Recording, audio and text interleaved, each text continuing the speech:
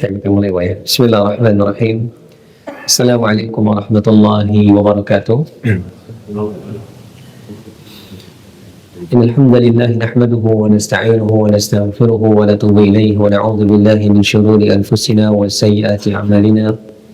May yahdihillahu fala mudilla lahu wa may yudlil fala hadiya lahu. Asyhadu an la ilaha illallah wahdahu la syarika lahu wa asyhadu anna Muhammadan 'abduhu wa rasuluhu la nabiyya ba'da. Allahumma inna nas'aluka 'ilman nafi'an wa rizqan thayyiban wa 'amalan mutaqabbalan. Allahumma salli wa sallim wa barik 'ala nabiyyina Muhammadin wa 'ala alihi wa ashabihi ajma'in, amma ba'du. Ma'asyiral muslimin, para hadirin sekalian, rahimani wa rahimakumullah. Alhamdulillah, segala puji bagi Allah Subhanahu wa taala atas nikmat dan karunia yang memberikan kepada kita sampai pada hari ini, di mana insyaallah taala pada pagi hari ini kita akan membahas sebuah tema berkaitan dengan zakat mal. Karena alhamdulillah pada pekan lalu kalau tidak salah kita baru saja membahas tentang zakat fitri, zakat fitri. Kemudian juga kalau tidak salah kita sempat singgung pada pekan lalu sedikit tentang zakat mal, begitu juga fidyah. Dan insyaallah taala pada pertemuan kali ini kita akan lebih fokus kepada pembahasan zakat mal dibanding dengan zakat fitri, karena sudah kita bahas kemarin baik. Jadi sebelum kita bahas tentang zakat mal ini, kembali kita ulangi dulu secara garis besar bahwa zakat dalam Islam itu merupakan rukun Islam. Dan ini insya Allah sudah diketahui oleh semua kaum muslimin bahwa di antara rukun Islam adalah membayar zakat. Nah, zakat itu sendiri terbagi menjadi dua dalam Islam. Ada zakat fitri atau zakat fitrah, dan ada zakat mal.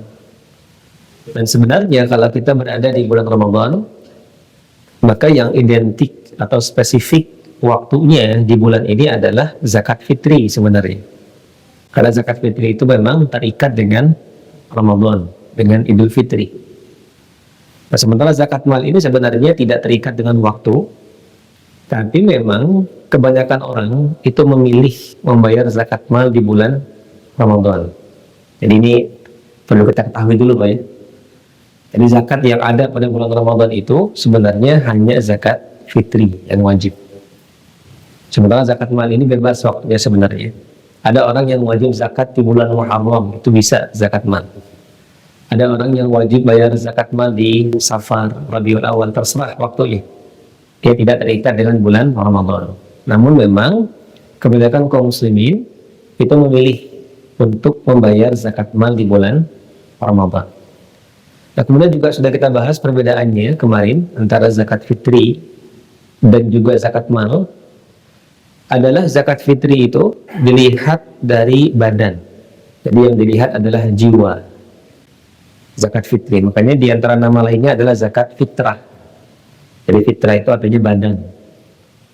Sementara zakat mal, maka yang dilihat adalah harta. Ini di antara perbedaan lain antara zakat fitri dengan zakat mal. Dua-duanya sama-sama wajib, namun memiliki perbedaan. Jadi perbedaan yang pertama dari sisi waktu tadi.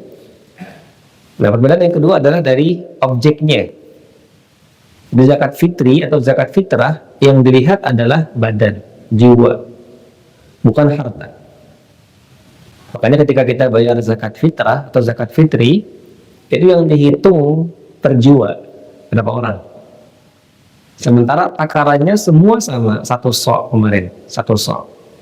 Di mana satu sok ini bisa antara 2,5 kilo sampai dengan 3 kilogram. Takarannya sama, mau orang kaya, mau orang miskin, berapapun tabungannya, yang namanya zakat fitri, hitungannya sama. Satu orang, satu sok. Satu orang, 2,5 atau 3 kilo maksimal. Ini zakat fitri, karena lihat badan. Sampai anak kecil kalau hidup ketika maghrib terakhir bulan Ramadan, ya dia wajib zakat fitri. Jadi ini bedanya Pak ya, zakat fitri dilihat dari badan, per jiwa. Dan takarannya semua sama. semua orang masing-masing 1 sok atau 2,5 sampai 3 kilo. Nah, sementara zakat mal dari namanya kan zakat fitrah, tadi namanya zakat fitrah badan, gitu Pak ya. Nah, zakat mal itu sesuai dengan artinya mal, harta. Jadi dia dilihat dari harta seseorang, di mana tiap orang itu takarannya beda-beda, tergantung dengan seberapa banyak harta dia. Semakin banyak harta seseorang, maka semakin banyak zakat yang dia keluarkan. Ini beda zakat mal dengan zakat fitri atau zakat fitrah. Jadi zakat fitrah ini per orang, di mana takarannya fix, tidak akan pernah berubah. Sementara zakat mal ini takarannya bisa berubah, yang penting 2,5% dari jumlah harta orang ini. Di sini letak perbedaan antara zakat fitri dengan zakat mal. Dan lihat hartanya, bukan berapa orang. Nah, zakat fitri sudah selesai kita bahas. Maka insya Allah ta'ala kita akan bahas lebih dalam insya Allah berkaitan dengan zakat mal, itu zakat harta. Nah, berkaitan dengan jenis-jenis zakat harta tentu banyak sekali jamaah sekalian rahimani wa rahimakumullah. Maka di sini kita merujuk kepada kitab fikih yang paling simpel, yaitu fikih muyassar, fikih praktis. Oh, di sini dikatakan ada 5 hal atau 5 jenis dari zakat mal, dan ini sebenarnya tidak disepakati oleh para ulama. Dari 5 jenis ini yang disepakati hanya 3 sebenarnya, sementara 2 ini terdapat kebanyakan para ulama. Dari 5 jenis dalam zakat mal, 3 disepakati oleh semua para ulama, yang 2 ini dikuatkan oleh jumhur ulama, kebanyakan para ulama. Nah, yang 3 yang disepakati oleh para ulama dari jenis-jenis zakat mal, pertama adalah emas dan perak, yang disepakati oleh para ulama. Ada zakat emas dan perak. Yang kedua juga yang disepakati adalah zakat pertanian. Zakat pertanian yang disepakati. Dan yang ketiga adalah zakat hewan ternak, yang disepakati. 3 hal ini disepakati oleh para ulama semuanya. Kenapa? Karena ada hadisnya, ada ayatnya yang sangat jelas menunjukkan adanya zakat dari emas dan perak, adanya zakat dari pertanian, adanya zakat dari hewan ternak. Ini ada hadisnya, ada ayatnya. Nah, sementara 2 zakat yang dikuatkan oleh kebanyakan para ulama adalah, yang keempat ini adalah perdagangan, itu barang dagang. Ini menurut jumhur ulama ada zakatnya. Dan yang kelima itu adalah hasil tambang atau harta karun. Jadi al-ma'adin, hasil tambang, hasil bumi, dan juga rikaz. Rikaz itu adalah harta karun.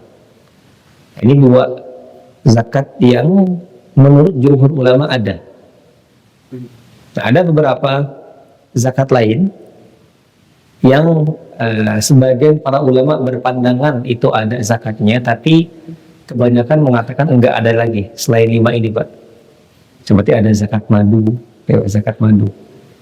Jadi bukan madu istri, Pak ya, madu ini, madu lebah.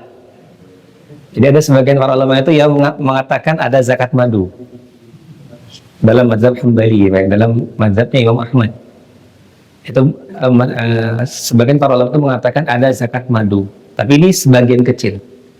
Sebenarnya jumhur ulama mengatakan enggak. Mari kita akan bahas secara rincian, Pak ya. Nah, tapi paling tidak 5 ini.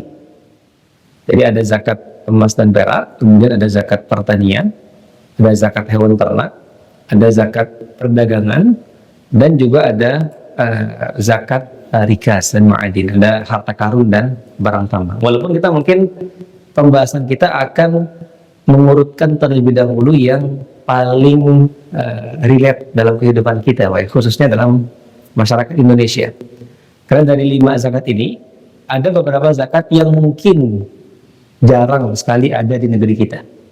Seperti misalnya zakat hewan ternak tadi Pak ya, itu mungkin kita akan akhirkan pembahasannya karena di negeri kita hampir tidak ada mungkin, hampir tidak ada orang yang terkena zakat ternak karena syaratnya tidak terpenuhi. Karena di antara syarat zakat hewan ternak Pak, adalah hewan ternaknya itu harus digembalakan, harus dilepas. Nah, sementara kalau kita kan biasanya dikandangin gitu ya, dikandangin dikasih makan. Jadi memang kalau buat kita itu kurang relate Pak ya, dalam bangsa Indonesia itu beda. Jadi kalau peternak sapi dan kambing di negeri kita itu enggak dilepas, digembala di lembah gitu enggak gitu, tapi dia ngasih makan justru. Ini tidak terpenuhi syarat zakat di situ. Jadi kita akan bahas syarat-syarat. Begitu juga di antara zakat yang mungkin jarang atau mungkin tidak ada gitu Pak di antara kita adalah zakat tambang atau harta karun, karena memang jarang sekali. Pertambangan di negeri kita bukan perorangan gitu, bukan perorangan, tapi memang ada zakatnya dibebankan kepada perusahaan sebenarnya, perusahaan tambang. Nah, ini kita akan bahas sesuai urutan yang paling dekat dengan kehidupan kita barangkali Pak tentang jenis-jenis zakat mal ini. Nah, yang pertama yang paling dekat tentunya adalah zakat emas dan perak. Ini yang paling dekat Pak, dan ini semua negeri insya Allah itu memenuhi syarat ini. Jadi yang pertama adalah jenis zakat mal, yang pertama adalah zakat emas dan perak. Nah, berbicara tentang zakat gitu Pak ya, terutama zakat emas dan perak ini, tentu kita pertama-tama harus tahu dulu tentang dalilnya. Apa dalil yang menjelaskan tentang adanya zakat emas dan perak?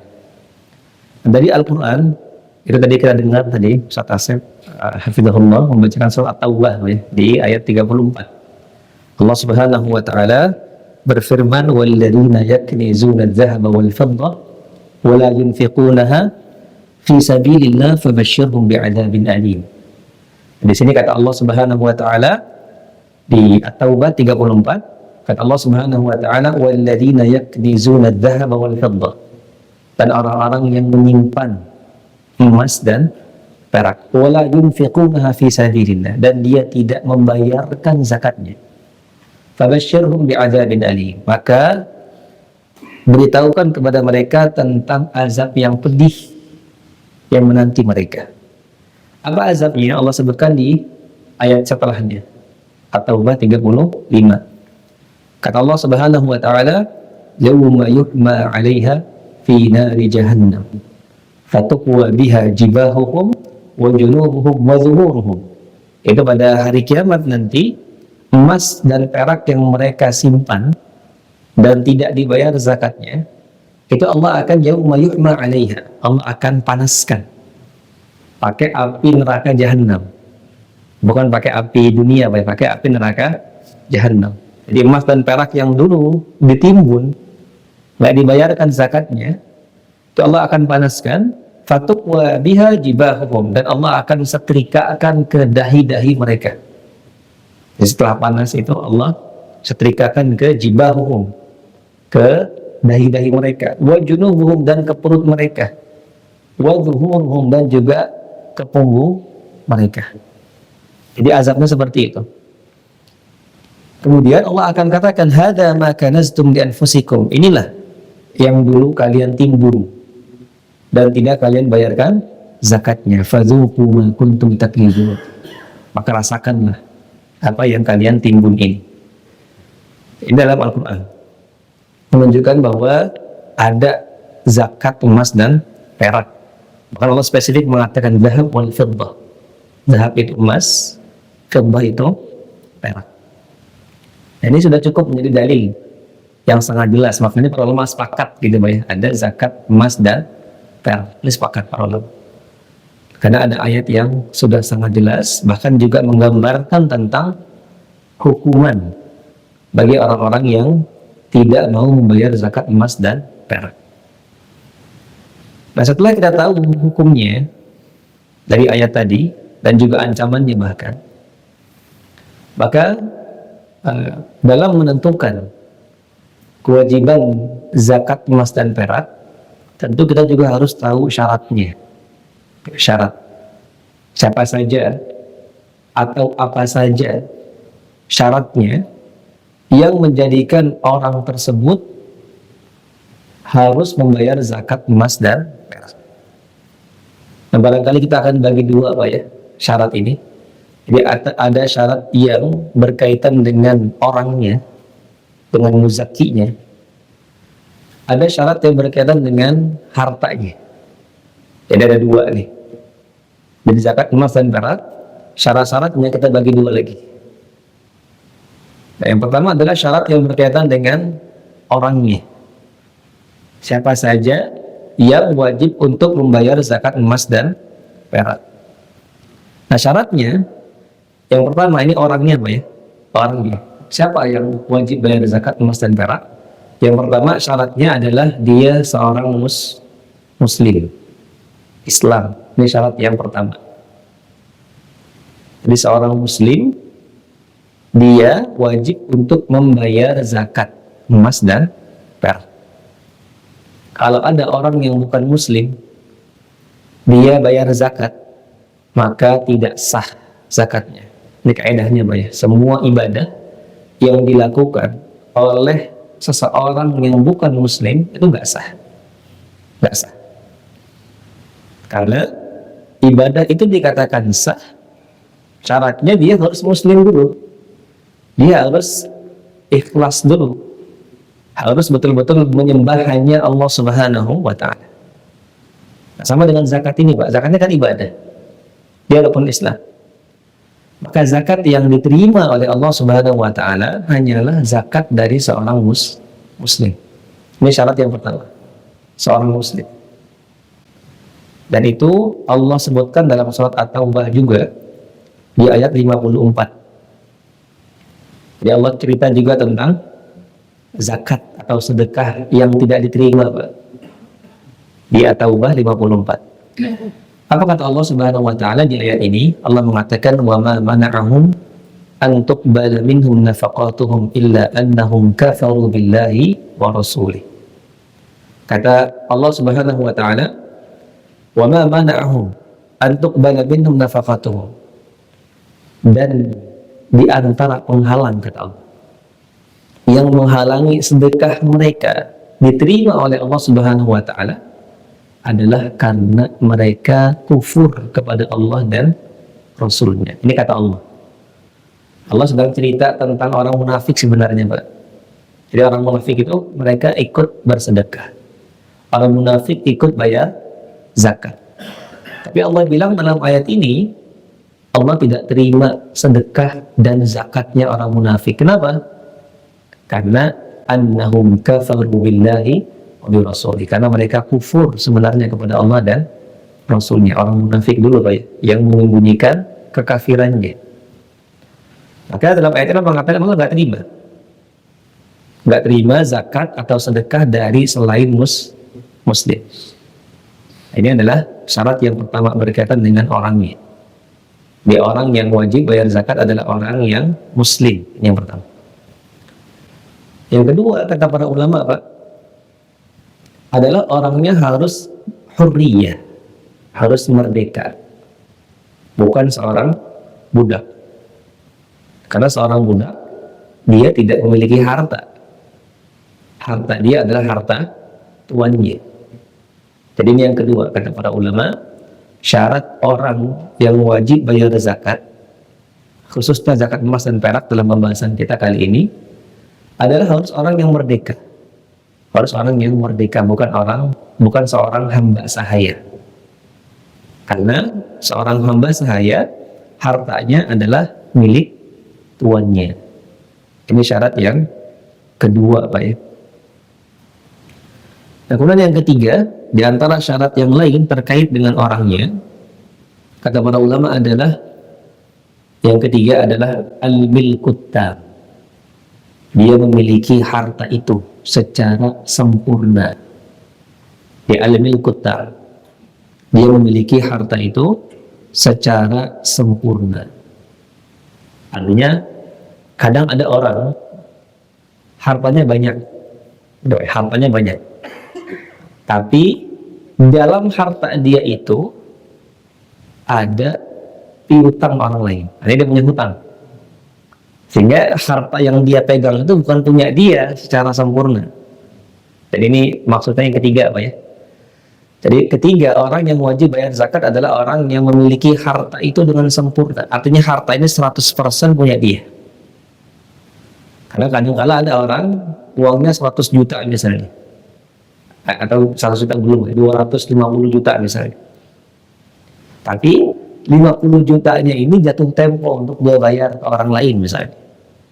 Nah, sehingga 250 juta ini bukan harta dia secara sempurna. Ini maksud dari yang ketiga. Atau sebaliknya, ada orang yang punya piutang tapi belum dia pegang. Jadi ada orang misalnya di rekening dia gitu ya, di rekening dia misalnya 50 juta. Tapi ada orang yang punya hutang ke dia 1 miliar misalnya. Itu kan secara total gitu ya, harta dia itu kan 1 miliar 50 juta. Cuma 1 miliarnya belum dia pegang, masih dihutangin ke orang lain. Nanti ini kita akan bahas juga Pak ya, apakah ini ada zakatnya atau tidak. Tapi ini tidak dikatakan milkutan. Jadi orang ini tidak dikatakan memiliki harta itu 100%. Karena faktanya harta dia sebagian masih di orang lain, belum dikembalikan gitu Pak ya. Atau tadi dia punya uang tapi dia punya hutang juga yang cukup besar, yang sudah jatuh tempo, sehingga harus dia bayarkan. Sehingga yang dia pegang ini bukan seluruhnya punya dia. Ini 3 syarat zakat mal yang berkaitan dengan orang, atau zakat emas dan perak dalam bahasa kita Pak, yang berkaitan dengan orangnya. Jadi harus seorang muslim, kemudian dia merdeka, kemudian dia memiliki harta itu dengan sempurna. Harta yang dipegang sekarang ini adalah 100% punya dia. Tidak ada hak orang lain di sini. Atau uang dia tidak bersama orang lain, sudah dibayar ke dia misalnya. Nah ini 3 syarat yang berkaitan dengan orangnya. Adapun syarat yang kedua, ini berkaitan dengan hartanya Pak. Zakat emas dan perak. Maka syaratnya cuma ada 2. Yang berkaitan dengan hartanya emas dan peraknya. Yang pertama adalah nisab atau batas minimal. Batas minimal kapan dia wajib zakat. Yang kedua namanya haul, yaitu harus bertahan setahun. Ini untuk emas dan perak. Syarat yang berkaitan dengan harta hanya 2 ini, yaitu nisab harus mencapai batas minimal, kemudian haul. Batas minimal ini harus bertahan selama setahun. Nah, berapa batas minimalnya dalam zakat emas dan perak ini? Itu ada dalam hadis riwayat Abu Daud dari Ali bin Abi Thalib radhiyallahu anhu. Nabi katakan, nisabnya, jadi batas minimal dari emas dan perak, Nabi katakan, Nabi bilang kepada Ali bin Abi Thalib, Nabi katakan, idza kana laka mi'ata dirham. Kalau seandainya kamu punya 200 dirham. Wa hala 'alaiha al-haul, kemudian 200 dirham ini bertahan selama setahun, fa fiha khamsatu darahim. Maka zakatnya adalah 5 dirham. Jadi Nabi sebutkan langsung kepada Ali bin Abi Thalib dalam hadis riwayat Abu Dawud. Wahai Ali, kalau kamu punya 200 dirham dan 200 dirham ini bertahan selama setahun atau bahkan bertambah, maka di situ ada zakatnya. Kalau 200 dirham, maka zakatnya itu 5 dirham. Ini kalau perak, kan dirham itu perak. Dirham perak. Jadi nisab perak itu adalah 200 dirham minimal. Orang yang sudah punya 200 dirham atau senilai, maka kalau ini bertahan setahun, maka dia harus mengeluarkan tadi Pak ya, senilai 5 dirham dari 200, itu sama dengan 2,5%. 2,5% atau 1/40. Kita boleh hitung dengan 2 cara. Dikalikan 2,5%, atau langsung 1/40, hasilnya sama, keluarlah hasil zakatnya. Ini untuk perak, Nabi katakan 200 dirham. Kemudian Nabi bilang lagi kepada Ali, walaysa 'alaika syai'un, dan kamu tidak punya kewajiban zakat dalam dinar sampai kamu punya 20 dinar. Nah, dinar ini emas. Jadi dirham perak, dinar emas. Nabi katakan, wahai Ali, adapun nisab emas itu 20 dinar. Wahal 'alaiha al-haul, dan kalau 20 dinar ini bertahan selama setahun. Nah, setahun di sini pakai perhitungan hijriyah, Pak. Kita harus ingat, Pak, ya. Kalau kita berbicara tentang waktu dalam agama, maka patokannya selalu hijriyah, bukan masehi. Bukan masehi. Ini kaidah penting, Pak. Jadi kalau kita bicara waktu dalam permasalahan agama, maka selalu patokannya adalah hijriyah. Kalau kita bahas misalnya iddah gitu ya, dalam perceraian, dalam talak, seorang wanita misalnya ditalak, itu kan waktunya 3 kali haid. Nah, itu 3 bulan lah kira-kira. Itu 3 bulan hijriyah. Atau wanita yang ditinggal wafat suaminya, iddahnya berapa? 4 bulan 10 hari. Pakai hitungan apa? Pakai hitungan hijriyah. Ini kaidah penting, Pak. Nah, sama dengan ini. Jadi haul dalam zakat ini pakai hitungan hijriyah. Jadi kalau emas 20 dinar. Jadi kalau ada orang yang punya 20 dinar di bulan Muharram dan ini bertahan sampai Muharram berikutnya, nah berarti dia wajib zakat. Berapa zakatnya kata Nabi? Dari 20 dinar itu zakatnya setengah dinar atau 2,5%. Ada dapat 2 berarti, Pak, ya. Ini nisabnya nih, namanya nisab. Jadi batas minimal emas dan perak yang wajib zakat. Jadi kalau dinar emas itu 20 dinar. Kalau dirham itu 200 dirham. Nah, berapa yang dikeluarkan zakatnya? Tadi ada 2, Pak, ya. 2,5% atau 1/40. Itu sama hasilnya. Terserah Bapak gitu, yang mau pakai yang mana itu sama. Itu batas minimalnya. Jadi 200 dirham untuk perak, 20 dinar untuk emas. Dikeluarkan 2,5% atau 1/40. Dan ini harus bertahan selama setahun, gitu, Pak, ya. Harus bertahan selama setahun. Kalau tidak bertahan selama setahun, maka kewajiban zakatnya gugur. Jadi kalau tadi, Pak, ya, orang punya uang 20 dinar di bulan Ramadan ini misalnya, dia punya uang 20 dinar. Oh, udah sampai nisab nih berarti. Dan dia harus nunggu sampai Ramadan berikutnya. Nah, tapi ternyata di bulan Zulhijjah berkurang uangnya. Jadi kan Ramadan, Syawal, Dzulqa'dah, Zulhijjah. Jadi belum sampai setahun berikutnya, uang dia yang tadinya 20 dinar jadi 10 dinar, kurang. Nah, itu gugur. Tunggu lagi sampai 20 dinar lagi, dihitung awal lagi haulnya. Jadi uang 20 dinar ini itu harus bertahan selama setahun. Baru di situ ada wajib zakat emas. Jadi 20 dinar untuk emas dan 200 dirham untuk perak. Dikeluarkan 2,5% atau 1/40. Nah, masalahnya di zaman kita nggak ada dinar dan dirham gitu, Pak, ya. Kita pakai uang sekarang. Maka uang itu, uang kartal, Pak, ya, yang kita pegang sekarang itu dikiaskan kepada emas dan perak ini. Jadi apakah uang itu ada zakatnya? Jawabannya iya. Kenapa? Karena dia punya kesamaan, dikiaskan kepada dinar dan dirham sebagai mata uang. Nah, kalau uang berapa nisabnya? Nah, kita hitung dari tadi, Pak, ya, dari jumlah gram emas dari 20 dinar dan juga jumlah gram emas dari 200 dirham. Nah, kalau kita ingin mengkonversikan kepada gram, maka untuk emas, Pak, ya, 20 dinar itu 1 dinarnya kata para ulama itu 4,25 gram. Jadi 4/4 gram emas untuk 1 dinarnya. Jadi 1 dinar itu sama dengan 4/4 gram emas. Maka 20 dinar itu kali 425 Pak ya, jadi 85 gram. 85 gram emas.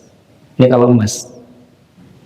Maka uang tabungan yang ada zakatnya, nisabnya adalah yang senilai dengan 85 gram emas. Jadi di sini harus kita kasih catatan Pak, 85 gram ini adalah emas 24 karat. Jadi emasnya harus emas 24 karat, 85-nya. Karena kan emas 24 karat itu kan hampir murni, ya, 99,9% lah emasnya. Karena kan emas zaman itu ada campurannya. Ada campurannya karena dicampur tembaga, Pak ya, atau dicampur perak kadang. Nah, yang hampir murni kandungan emasnya itu 24 karat. Maka 20 dinar itu sama dengan 85 gram emas 24 karat. Dimana pada hari ini itu senilai berapa, Pak? Berapa? 85 gram emas, Pak? 255, Pak ya. Ini nisabnya berarti zaman kita. Jadi zaman kita 255 juta. Nah, orang yang punya tabungan yang 100% dia punya, berarti dia nggak punya hutang jatuh tempo, dan itu betul-betul dia pegang 255 juta. Ini batas minimal dia sudah wajib zakat 255. Itu senilai dengan harga 85 gram emas 24 karat. Dikeluarkan berapa? Dikeluarkan 2,5%-nya. Atau 1/40. Kalau lebih daripada itu gimana? Ya tinggal dikalikan aja, 300 juta kan udah lebih, Pak ya. Jadi dikalikan lagi 2,5%. Jadi 255 ini batas minimal. Semakin banyak tabungan seseorang dan itu bertahan setahun, maka semakin banyak zakat yang dikeluarkan. Nah, ini bedanya zakat mal dengan zakat fitri, Pak ya. Zakat fitri tetap fix. Jumlahnya beras atau sok. Sementara kalau zakat mal nggak beda-beda tiap orang, tergantung berapa harta dia. Jadi kalau ada orang punya harta 255 juta, ini sudah masuk nisab.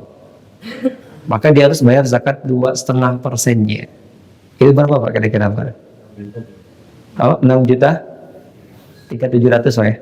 6.300. Nah ini nisabnya. Nisab dan sudah sampai haul.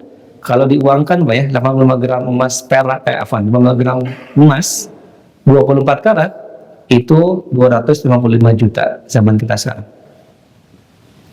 Nah, jadi pertanyaan adalah gimana kalau kita punya emas yang bukan 24 karat? Nah, gitu Pak ya.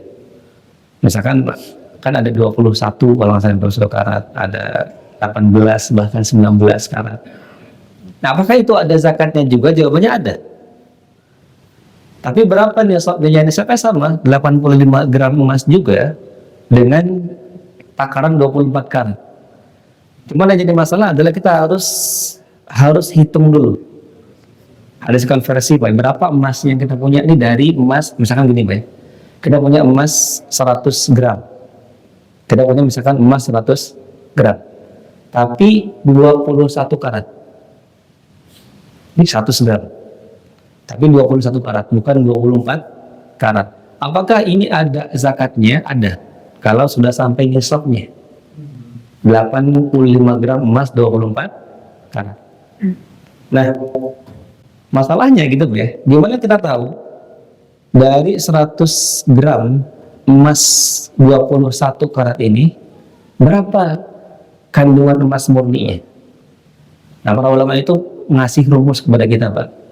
Jadi rumusnya untuk tahu kadar murni emas di emas selain 21 di selain emas 24 karat, rumusnya adalah jumlah gram yang kita punya, gitu ya. Jumlah gram yang kita punya dikalikan karatnya.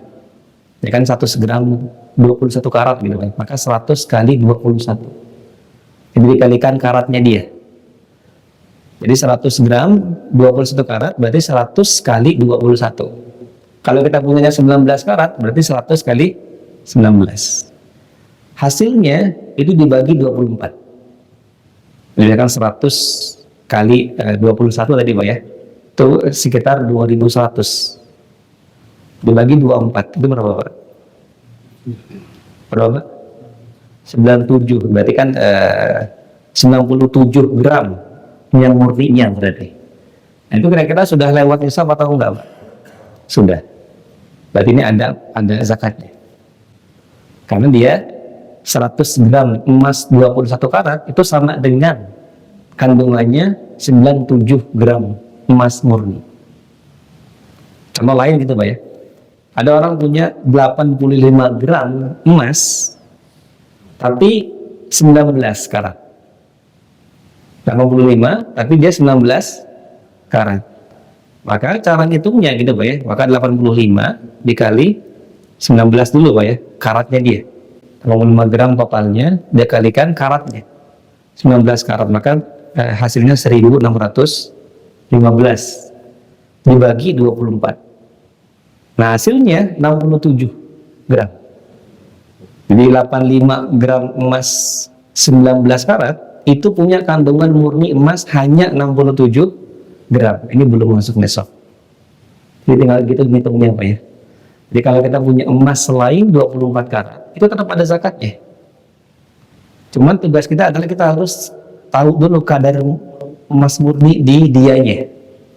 Dengan rumus tadi, Pak ya. Jadi jumlah gram yang kita punya dikalikan dengan karat emas itu, kemudian dibagi 24. Keluar kadar emas murni dari total ini. Nah, kalau sudah sampai nisab, ya tinggal kemudian dikeluarkan 2,5% atau 1/40. Nah, ini untuk uang, Pak ya. Jadi uang itu dikiaskan atau dihargakan dengan harga 85 gram emas senilai 255 juta. Maka nisab zaman kita sekarang untuk uang itu 255 juta. Orang yang punya tabungan senilai ini atau lebih dan bertahan setahun, maka dia wajib membayar zakatnya 2,5% dari jumlah tabungan dia. Nanti kalau pakai emas, Pak, dinar, 20 dinar sama dengan 85 gram emas sama dengan 255 juta. Adapun perak, Pak, ini nisab perak. Itu kan tadi 200 dirham. 200 dirham. Nah, 1 dirham itu sama dengan 2,975 gram perak. Jadi 2,975, Pak ya. 2,975 1 dirhamnya. Jadi 1 dirham itu sama dengan 2,975. Maka dikalikan 200, karena kan 200 dirham tadi. Itu hasilnya berapa, Pak? Sekian. Oh, 595, Pak ya. 595 gram perak. Ini kalau kita punya perak nih, Pak. Jadi kalau kita punya perak, maka nisab perak adalah 200 dirham, di mana itu sama dengan 595 gram perak. Sama dengan 595 gram perak. Nah, yang jadi pembahasan ini ada pembahasan menarik, Pak ya. Para ulama kontemporer sekarang itu mereka berbeda pendapat tentang uang kita ini, uang kertas, uang kartal, itu pakai patokan emas atau pakai patokan perak. Kalau pakai patokan emas tadi kan 85 gram itu sama dengan 255 juta. Sementara kalau pakai perak, Pak, 1 gram perak sekarang berapa, Pak? Ada yang tahu tidak, Pak? 1 gram perak. Kita kumpulin dulu, Pak ya. Ada yang tahu, Pak? Harga perak hari ini, Pak ya. Harga perak berarti.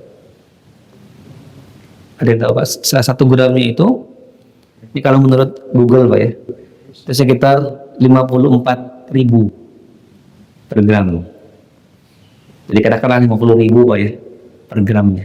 Berarti kan kalau 565 dikali 50.000, maka totalnya 29.750.000. Beda, Pak ya. Jadi kalau uang 595 gram perak itu senilai 29.750.000. Kadang-kadang 29 juta, Pak ya. Jadi kalau kita pakai perak patokannya Maka uang itu sudah wajib zakat kalau orang punya uang 29 juta. Sudah wajib zakat, harus ngeluarin 2,5%. Sementara kalau kita pakai patokan emas 250. Nah, ini ada perbedaan pendapat ulama di sini memang. Jadi memang sampai sekarang gitu.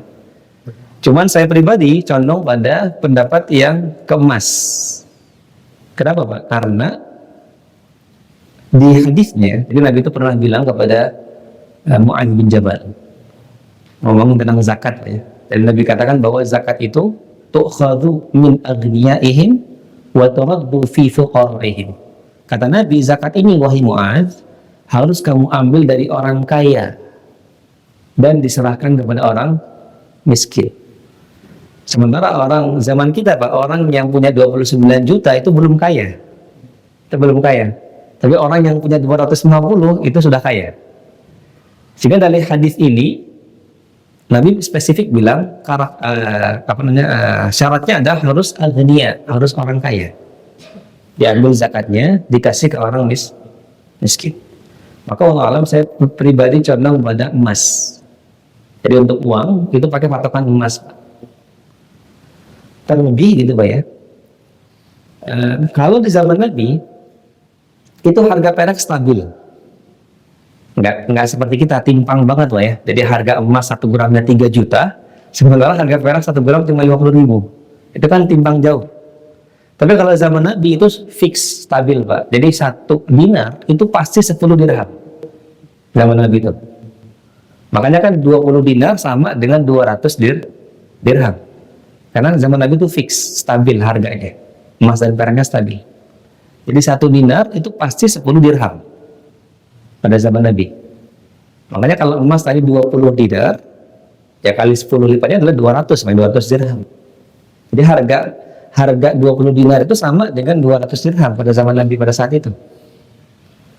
Nah, ketika dibawa ke zaman kita, itu sudah beda jauh gitu Pak ya. Karena emas dan perak di zaman kita timpang harganya. Nggak sama. Sehingga wallahu a'lam banyak para ulama yang condong pada emas. Jadi untuk uang kita pakai patokan emas. Maka orang yang punya nisab senilai 255 juta, nah dia sudah sampai nisab. Kalau ini bertahan setahun, maka dikeluarkanlah 2,5% untuk zakat emas dan perak Pak ya. Nah, termasuk uang di sini.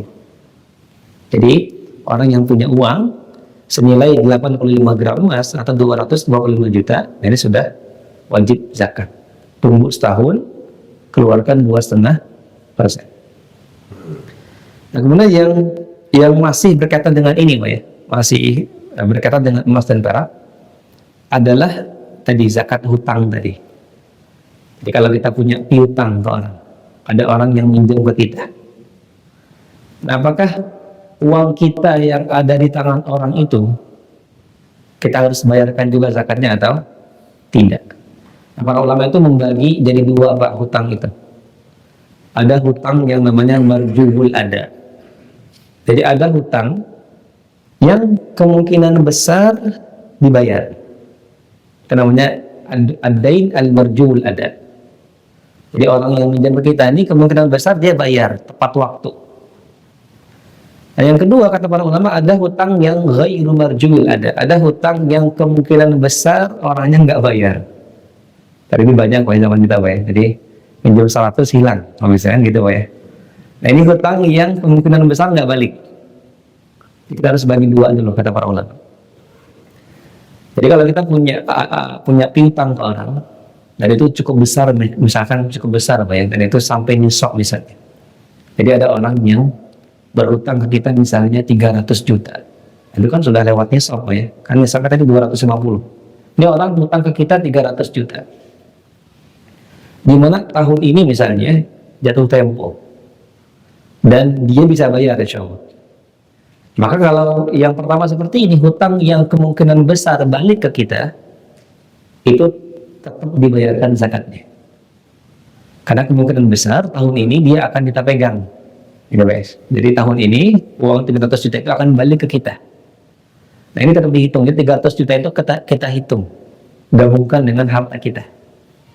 Jadi 300 juta dipinjam orang, Di kita misalnya ada 300 juta juga gitu Pak ya. Yang dihitung adalah 300 yang kita pegang, 300 yang sana orang itu yang insya Allah terbayar. Ini hutang yang kemungkinan besar terbayar. Tapi yang kedua kata para ulama, ada hutang yang kemungkinan besar ini nggak dibayar sekarang.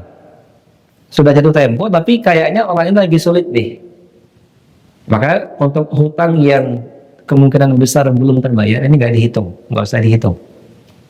Tidak usah dihitung. Gitu. Ini orang punya 300 juta hutang ke kita, tapi nampaknya dia belum bisa bayar tahun ini, ya udah nggak usah dihitung. Kita hitung yang ada di kita aja. Kita hitung yang ada di kita. Jadi 300 juta ada di kita, 300 juta di tangan orang lainnya, ini nggak usah dihitung. Kalau memang tidak dibayar atau kemungkinan besar nggak terbayar, ini jangan dihitung. Tapi kita hitung yang kita pegang aja. Tapi jadi sebaliknya, Pak ya, kalau dia kemungkinan besar bisa bayar, itu kita hitung masuk. Dan ini adalah tentang zakat hutang. Nah kemudian masih di sini Pak ya. Jadi zakat emas dan perak, nah itu juga masuk ke dalamnya zakat perdagangan. Jadi zakat perdagangan itu sebenarnya turunan dari zakat emas dan perak. Jadi zakat barang dagang Pak, orang yang berdagang. Jadi sebenarnya turunan dari emas dan perak. Jadi secara nyesok dan haul sama gitu Pak ya, zakat perdagangan. Jadi dia turunan dari zakat emas dan perak ini. Itu orang apa? Orang yang dia berdagang, berjualan. Nah ini kita harus tahu definisinya Pak ya. Karena banyak orang yang salah paham tentang zakat perdagangan ini. Jadi kalau kita lihat dalam definisinya, para ulama itu mendefinisikan zakat barang dagang adalah ma'addahu al-muslim litijarati biqasdi ribhin. Ini penting Pak ya. Jadi zakat perdagangan adalah apa-apa yang dijual oleh seorang muslim biqasdi ribhin, untuk mencari keuntungan. Nah, di sini kita bisa bedain Pak ya. Kenapa? Karena orang jual itu kadang ada yang bukan cari untung, tapi butuh uang, BU gitu Pak ya. Kalau barang yang dijual karena BU itu nggak masuk barang dagang. Karena tadi secara definisi kata para ulama, barang dagang yang ada zakatnya adalah barang yang kita jual dengan niat mencari untung kita. Jadi kita beli barangnya, kita jual lagi biar untung. Bukan karena kondisi-kondisi tertentu gitu Pak ya, bukan. Jadi misalkan ada orang yang jual rumah. Kenapa dia jual rumah nih? Ya memang dia misalnya bisnis properti gitu Pak ya, dia jual beli rumah. Nah, dia masuk dalam dalam zakat perdagangan. Karena dia jual beli rumah itu untuk cari untung.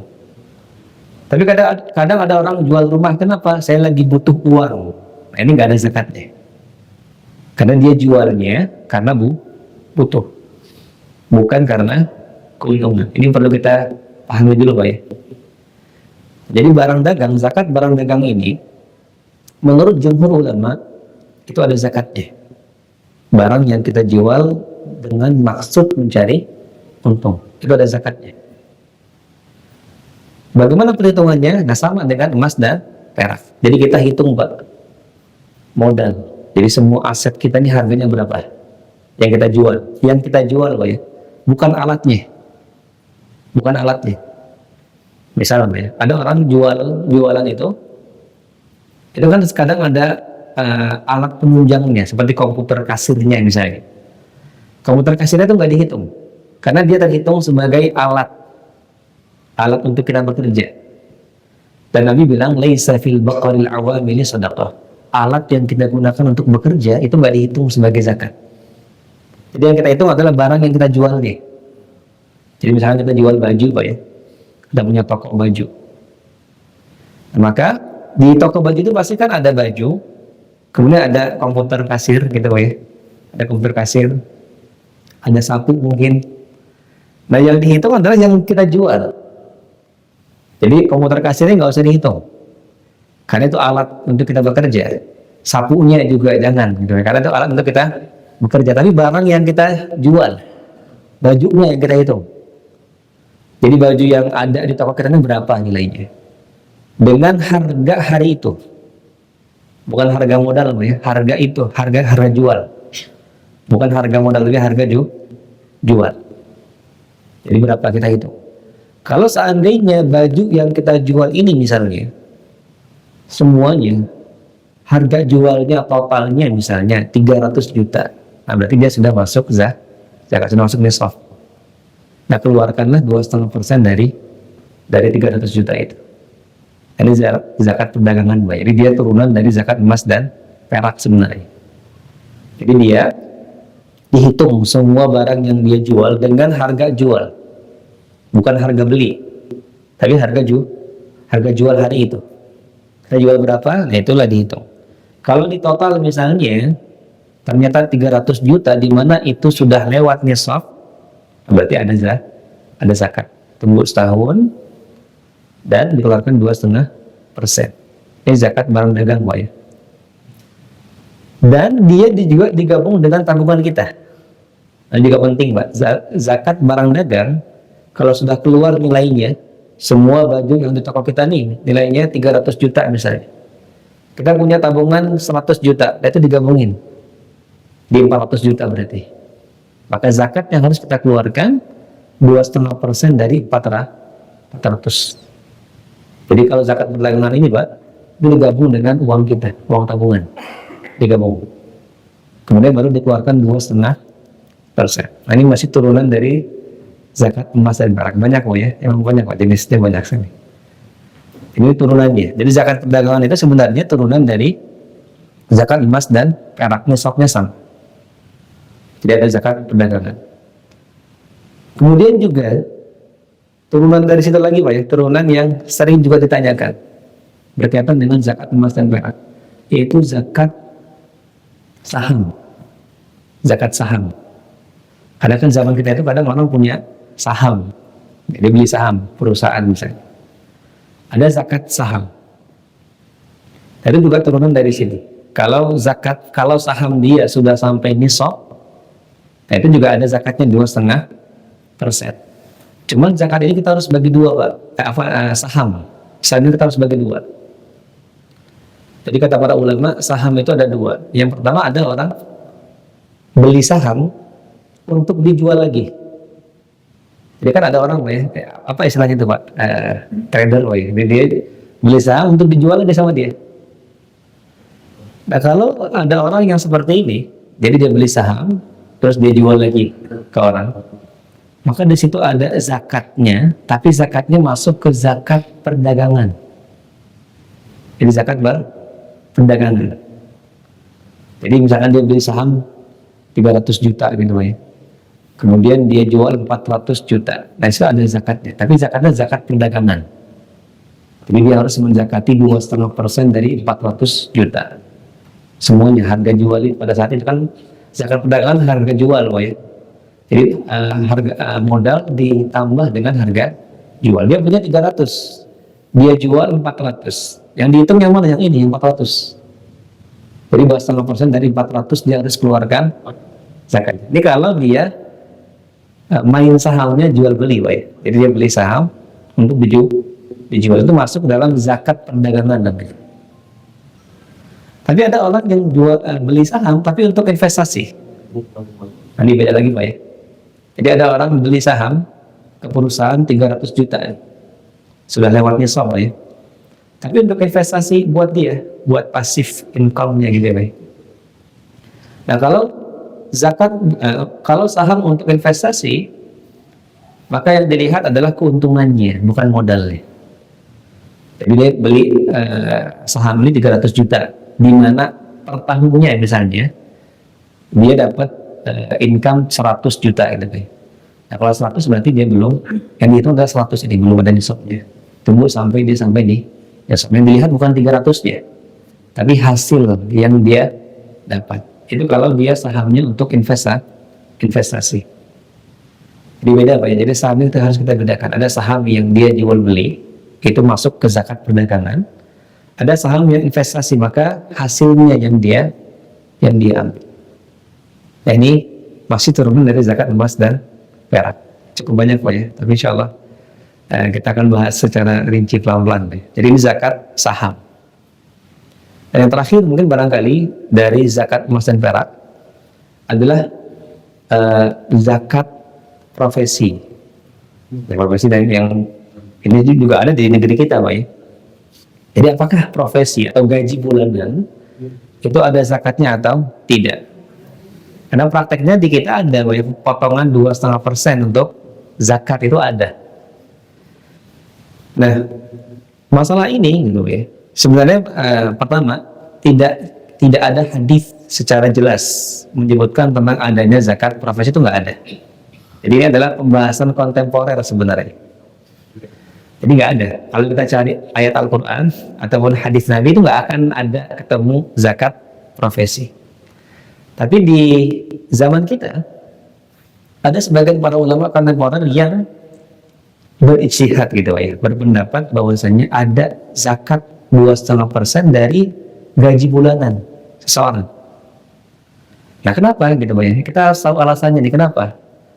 Jadi jangan sampai kita ngira sebagian ulama ini ngada-ngada gitu buat enggak. Mereka itu ada alasannya ternyata. Jadi sebagian para ulama yang mengatakan adanya zakat profesi 2,5% dari gaji, mereka punya dasar menurut mereka. Yaitu apa? Mereka mengkiaskannya dengan zakat pertanian, Pak. Jadi dikiaskan dengan zakat pertanian, dianalogikan dengan zakat pertanian. Nah, kita mungkin agak sedikit ke zakat pertanian, Pak.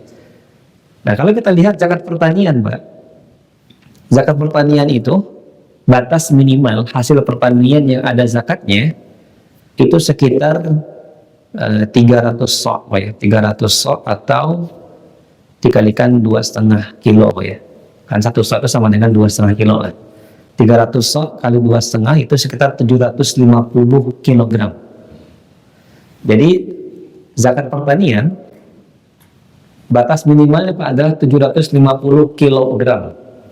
Jadi kalau kita punya sawah menghasilkan 750 kilogram beras, itu ada zakatnya. Ini zakat pertanian Pak ya, 750 kilogram. Nah kalau diuangkan Pak, 750 kilogram beras, ini kalau diuangkan sama dengan berapa Pak? 1 kilo itu berapa harganya sekarang Pak? 1 kilo Pak? 18.000. Yang premium 18 Pak ya? Karena yang standar aja Pak, standar berapa Pak? 15 Pak ya? Jadi 750 kilogram dikali 15.000 itu hasilnya 11.250.000. Sementara kan kadang ada orang yang menerima gaji itu lebih dari 11 juta.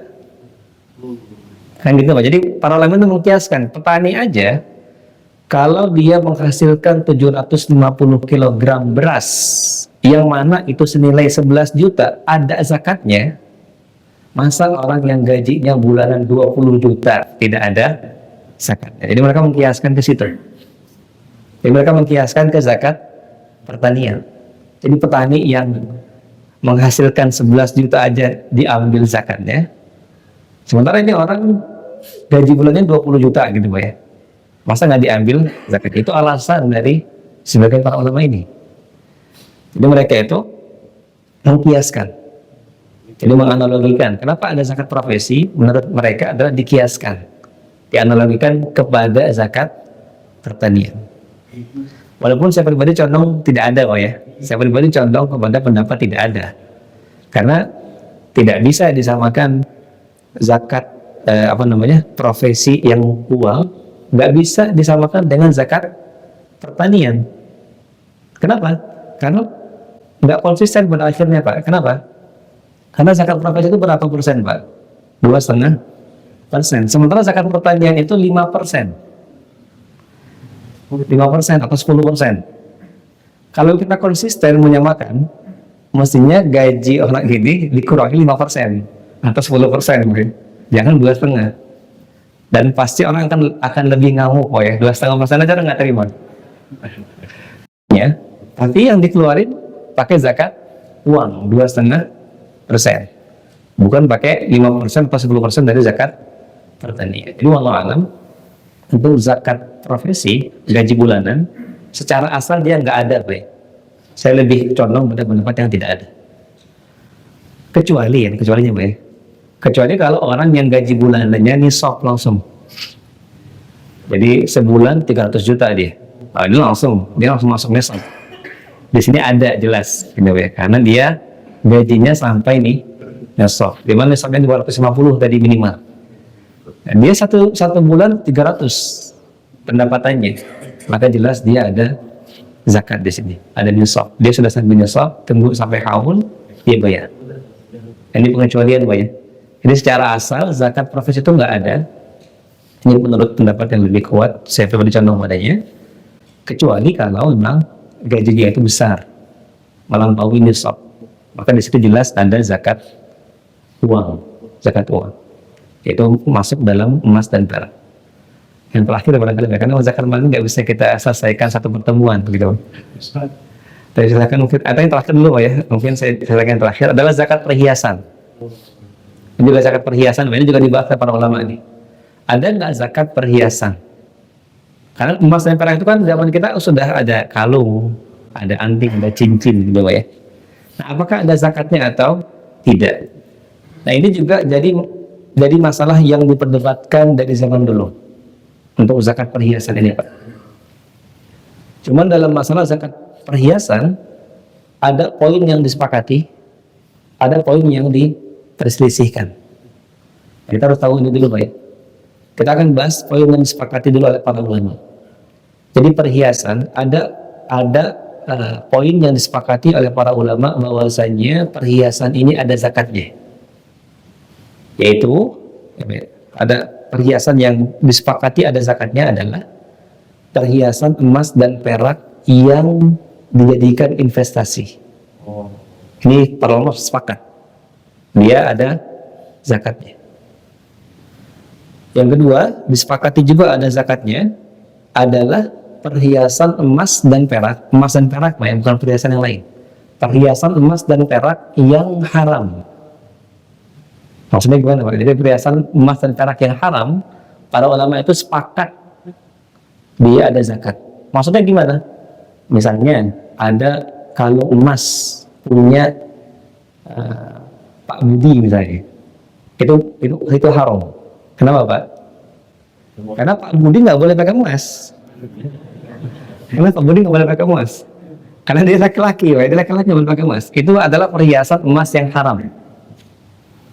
Jadi dia haram. Dia emas, perhiasan emas dipakai, tapi haram. Pak Budi nggak boleh pakai.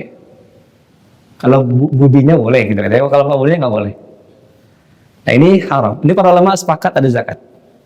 Ya kalau ada orang laki-laki, gitu ya.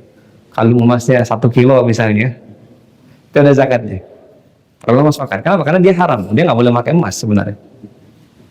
Nah ini dua perhiasan emas dan perak yang para ulama sepakat ada zakatnya. Atau ada kalung perempuan emas, tapi misalnya bentuknya makhluk hidup, ini masuk ke dalam kategori perhiasan haram gitu Pak. Jadi misalkan emas tapi ada matanya, ada kudanya gitu.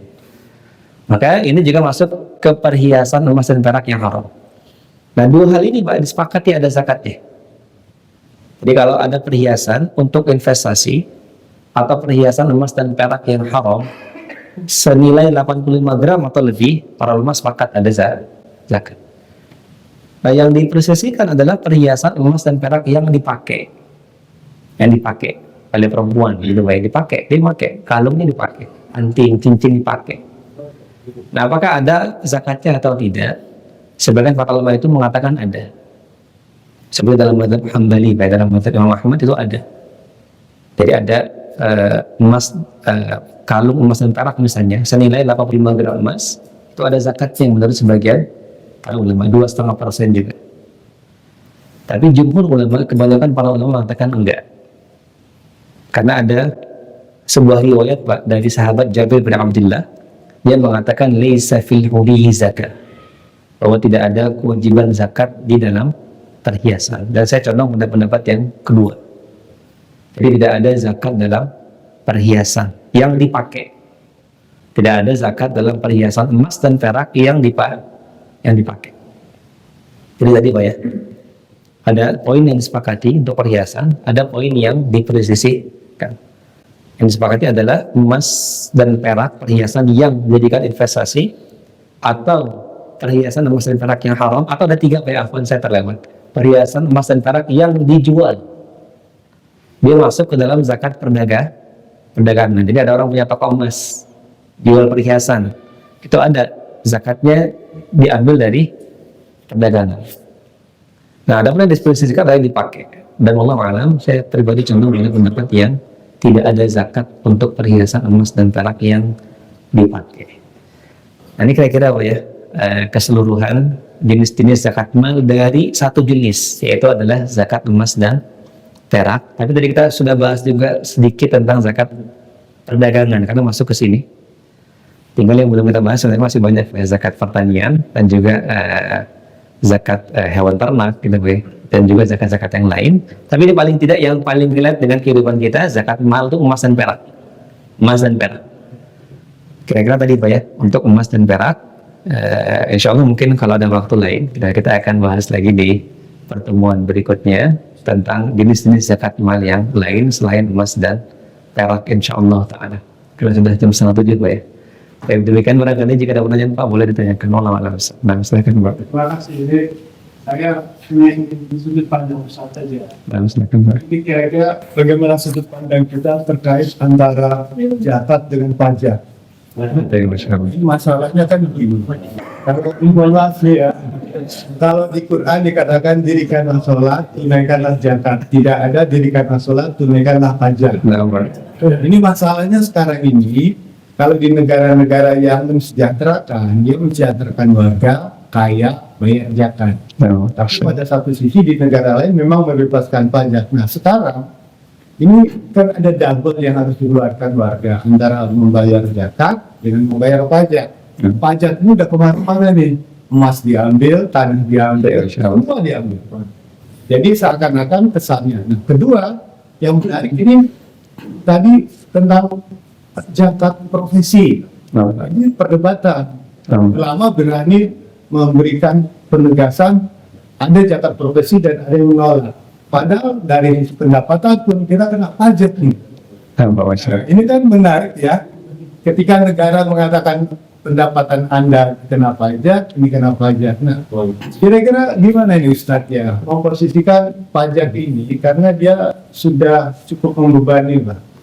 Kalau misalnya orang zakat, bayar zakat itu bisa ikhlas, tapi bayar pajak nggak bisa ikhlas. Karena masalahnya pemanfaatannya itu kadang-kadang tidak terasa lah gitu ya. Jadi maksud saya, kita perlu juga kelihatan dengan pendapat ulama tentang posisi pajak dan pemanfaatannya dibandingkan kita udah tegas dengan membayar zakat, manfaatnya jelas. Umat ini kadang-kadang bingung nih, sekarang dicari-cari nih, kalau zakat kan kesadaran, tapi kalau pajak itu salah gitu. Ini kira-kira sudut pandang supaya kita sebagai umat nih berani punya sikap bahwa saya lebih mengutamakan zakat dibandingkan pajak, tapi nggak ada yang berani. Kira-kira sudut pandangnya aja Ustaz.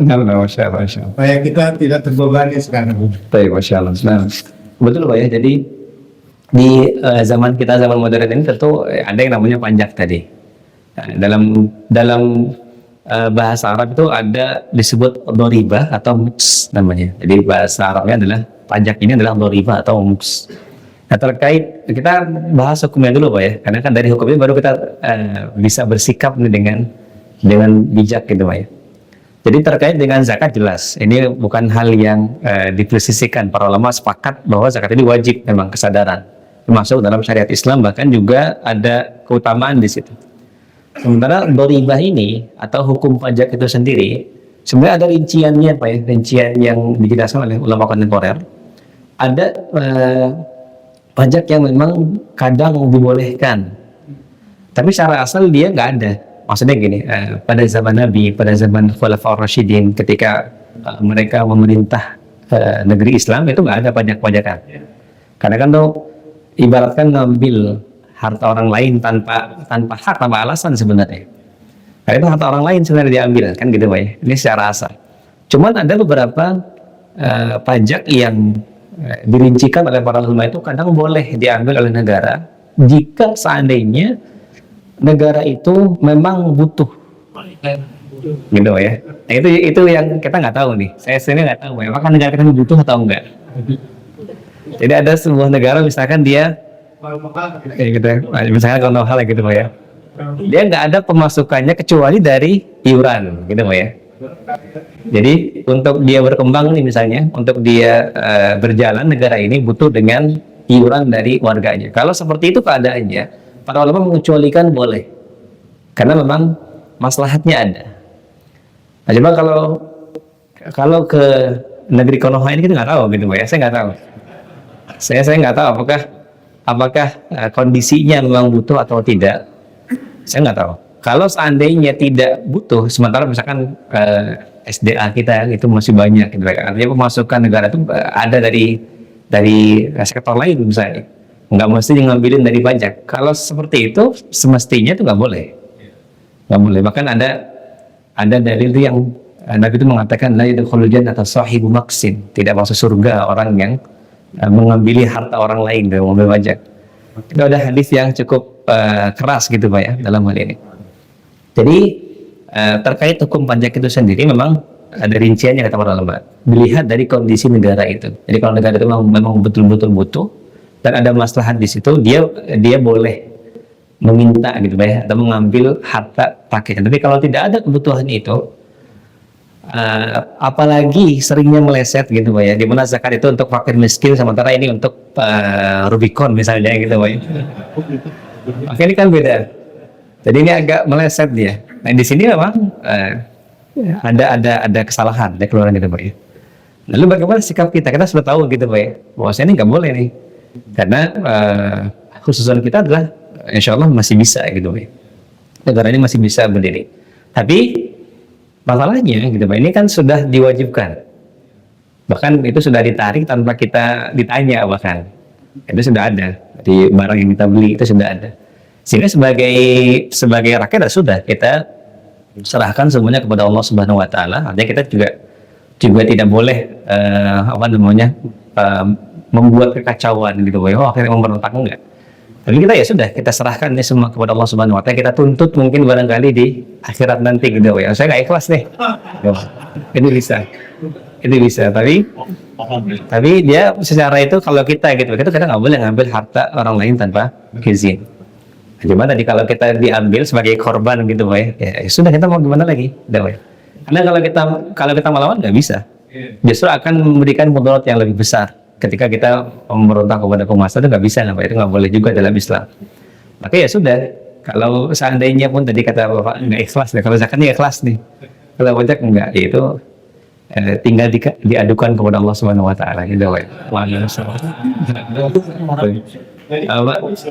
Secara asal Pak ya. Tapi kalau tadi ada keadaan-keadaan rincian yang memang butuh dia, itu bisa jadi boleh gitu kalau harus. Jadi kayak gitu Pak ya. Kita menganalogikan saya bayar pajak di bagian saya lebih baik. Nggak bisa Pak. Jadi itu tidak termasuk ke dalam zakat itu sendiri. Karena yang diambil juga bukan 2,5%-nya gitu Pak. Jadi secara takaran juga ada progresifnya Pak ya. Minimal 5%. Nah, itu tapi tetap dia bukan diniatkan kepada zakat Pak ya. Karena tadi diserahkannya bukan ke fakir miskin. Gitu Pak ya. Diserahkannya bukan ke fakir miskin. Sementara zakat itu kan mustahiknya harus 8 orang gitu Pak ya. Harus 8 orang. Seperti itu Pak ya. Jadi nggak bisa dianggap ini zakat deh, itu nggak bisa. Karena ternyata disalurkannya bukan ke fakir miskin. Tapi tadi Pak ya, secara asal memang tidak boleh pajak itu. Tapi memang ada beberapa pajak yang boleh. Kalau memang keadaan negeri itu memang butuh sekali dengan pajak. Artinya ada negara yang pemasukan dia dari situ, dari pajak. Dia bisa bikin jalan buat masyarakat yang dari pajak itu gitu Pak ya. Tapi kalau ada negeri yang dia punya pemasukan lain, tapi dia juga ngambilin, nah ini khawatir gitu Pak, dia masuk ke dalam hadis Nabi tadi. Wallahu a'lam bishawab. Ada lagi misalkan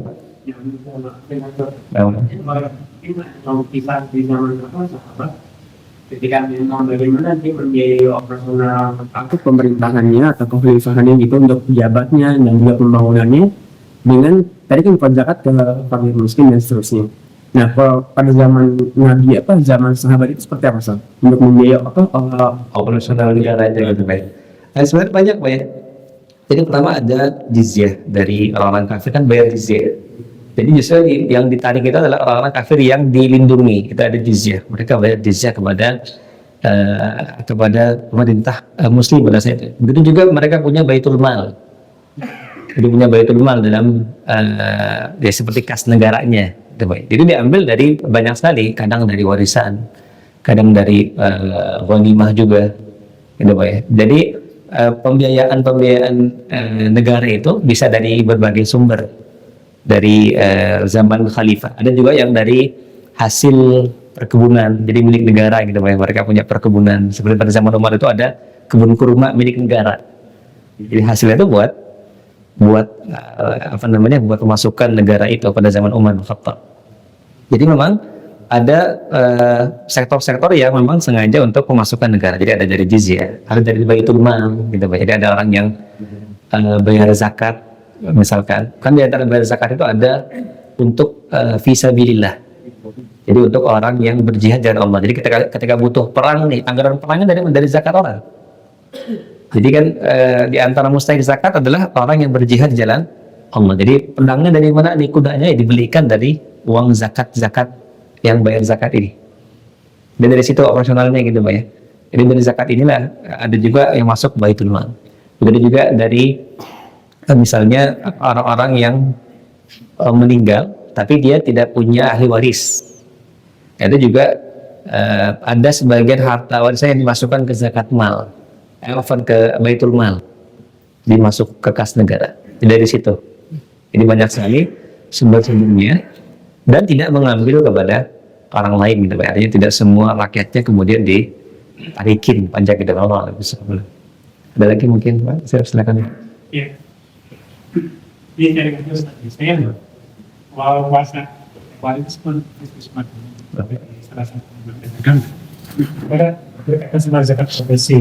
Kalau dari bahasa Sun cuma 7.640.000 per bulan. Ya memang dia menjelaskan salah satunya analogi tadi pertanian sebelum waktu itu. Kalau pertanian itu kan juga dihitung dari mana sawah itu diairi. Nah, betul. Air hujan sama irigasi itu pajaknya beda loh. Iya, betul. Jadi kalau misalnya Basna itu mengambil zakat provisi, ya misalnya kamu hitung orang ke kantor itu dia naik bis, naik motor, itu beda. Itu harus gitu saya belum gitu. Terus kalau dia gitu, maksudnya akhirnya sebenarnya dia muncul. Ini kan dulu dasarnya zakat provisi itu dari saya lebih dari uang masif tahun 1992. Nah ini muncul tuh Ustaz. Sempat dia ngomong ini kalau ya gimana Nabi itu kan fikih klasik. Zakat profesi itu fikih modern. Itu saya bilang kalau begitu berarti Nabi itu Islam klasik, kita Islam modern sih itu. Saya bilang akhirnya saya bilang sama dia, kamu zalim loh. Kamu belum hitung 7.600.000 itu kurangi biaya transportnya dia. Mungkin dia sudah punya utang segala macam. Padahal yang sesuai hadis kan zakat itu 85 gram.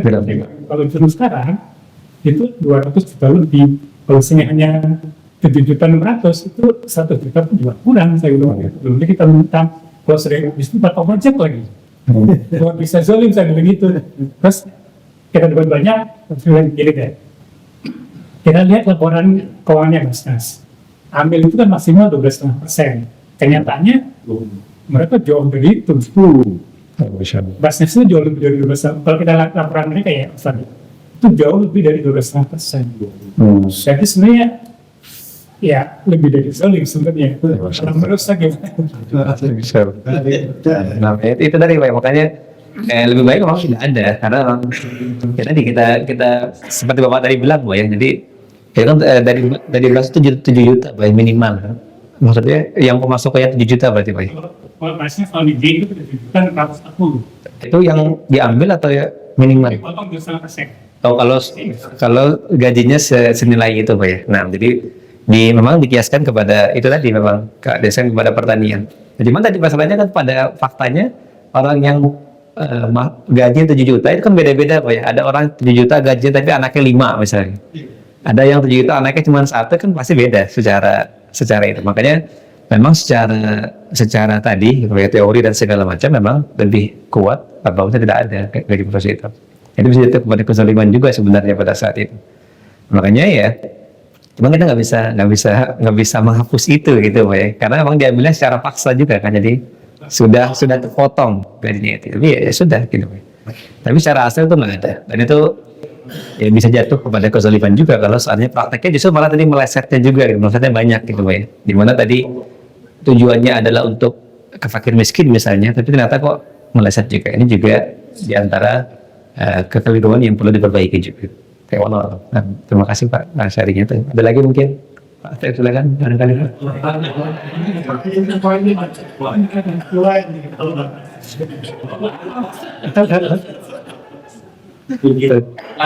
Boleh aja nih di belakang orang kopinya banyak. Tapi Masya Allah. Dari makan ada gimana biar kita yang mana itu berikutnya di udah ada kopinya banyak Ayo, nah. dia punya peternakan Bisa. dia pedagang juga gimana Baik, Masya Allah. Jadi gini Pak, ya, kalau ada orang seperti itu tuh pengusaha dia Pak ya, dia Masya Allah, dia punya peternakan juga, dia punya uang banyak gitu Pak ya. Makanya di sini masing-masing ada zakatnya, dapat dia. semua ya Sebenarnya ada, jadi peternakannya ada. Tapi peternakan ini kan gini Pak ya, orang kadang berternak itu untuk dijual. Jadi kalau bertabrakan ya kayak domba nih, gitu ya, kambing itu masuk zakat peternakan atau masuk ke perdagangan sih? Jawabannya ke peternakan. Jadi dia nggak dihitung perdagangannya. Karena untuk hewan ternak itu ada hadis secara spesifik. Jadi kalau kita peternak kambing nih, maka zakatnya adalah zakat peternakan, bukan barang dagang. Walaupun kambing itu kita jual, tapi kambing ini sudah secara spesifik ada zakatnya. Nah beda kalau yang jualan kita adalah baju kan nggak ada hadisnya, baju itu nggak ada. Jadi gitu Pak ya. Jadi nah telur, kalau kita jual telur, di mana misalkan telur kita asetnya 300 juta gitu, itu ada zakatnya. Jadi kayak gitu. Dan udah kan. Jadi ada dua tadi Pak. Jadi kalau banyak sektornya semuanya kena. Dia juga dagang, dia juga tambang misalnya, dapat juga 2,5% dari tambangnya gitu. Nah. Ayo, Masya Allah. Ada lagi terakhir mungkin tuh Pak, silakan Pak. Barang-barang koleksi.